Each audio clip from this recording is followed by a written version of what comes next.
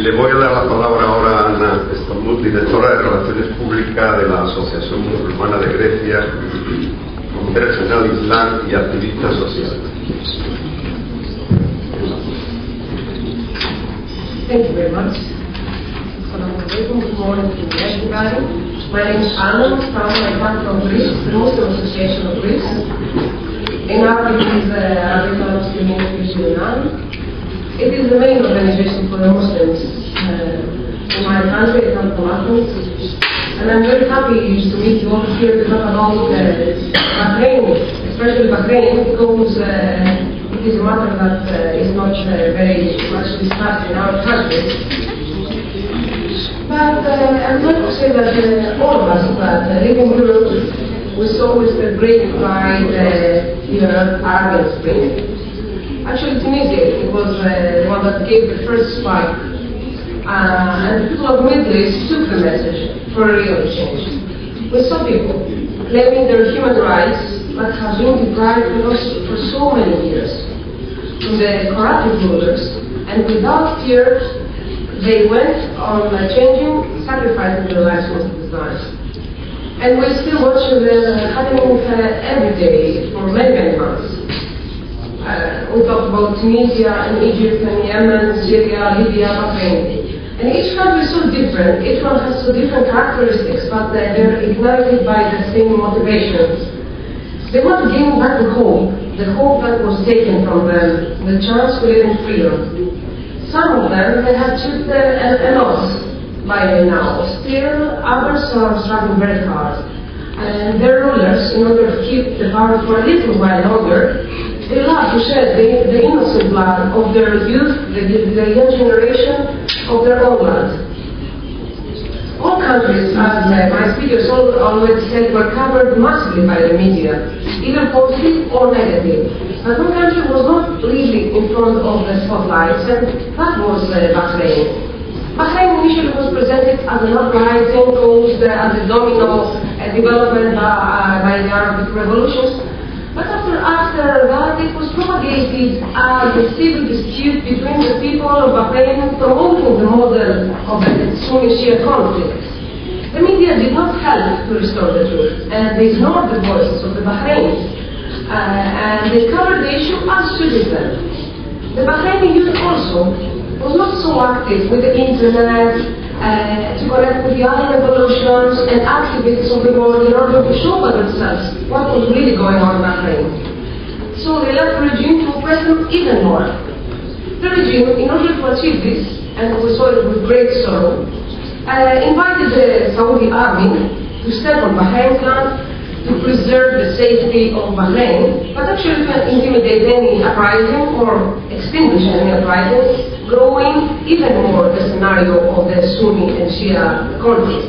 Unfortunately, up to this day, this impression still exists. That is why I hope that this conference, and especially the Madrid Solidaridad declaration that we will agree upon later, will contribute to attain a clear image of this situation. And we did not see the civilized West react on that invasion of an army, a country's army entering another country against unarmed civilians that are asking for their rights. And we did not see anyone objecting with strength on that. If a monarch invites a foreign army to attack his own citizens, who will protect those citizens? The human rights were stepped brutally, while the rest of the world saw it as a civil dispute and lift their hands of the matter. And so many now have forgotten about Bahrain. But Bahrain has proved that it can live in harmony and prosperity with all religions and all dogma sects. You know better than me that the majority of Bahrain are Shia Muslims, and Sunnis are minority. My personal research roughly found an estimation of 70% to 30%, but the numbers are of a very minor significance right now. But they both care for the prosperity of their country, and they all want a bright future ahead. But the fact that the vast majority of Bahrainis are Muslims means that they have the same Quran and prophets.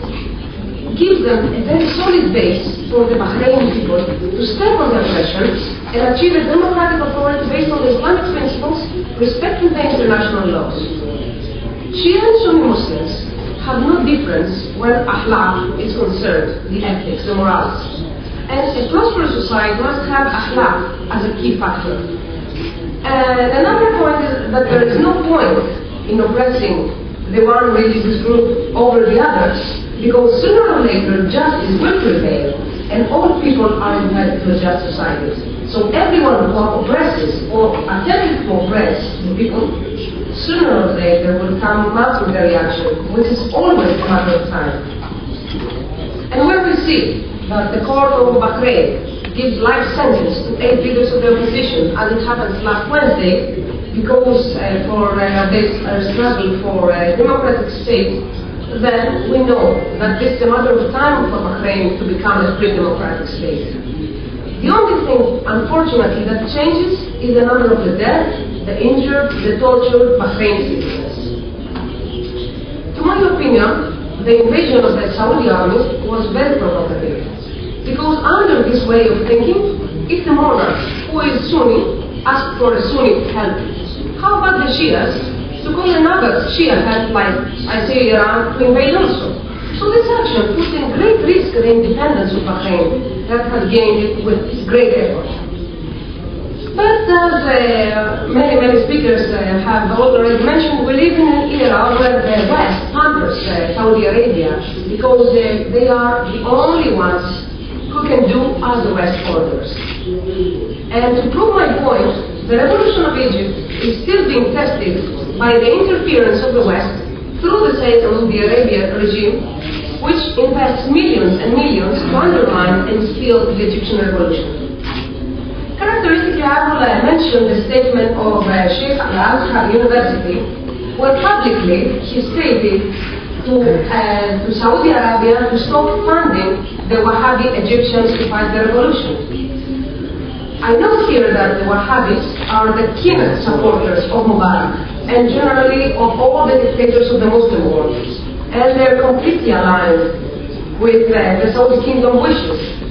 So I can understand why some Sunni groups in Bahrain may obey their kings blindly under this same influence, but this has nothing to do with Islam or the Islamic teachings. So we must unite our voices and not stay only in wishful thinking.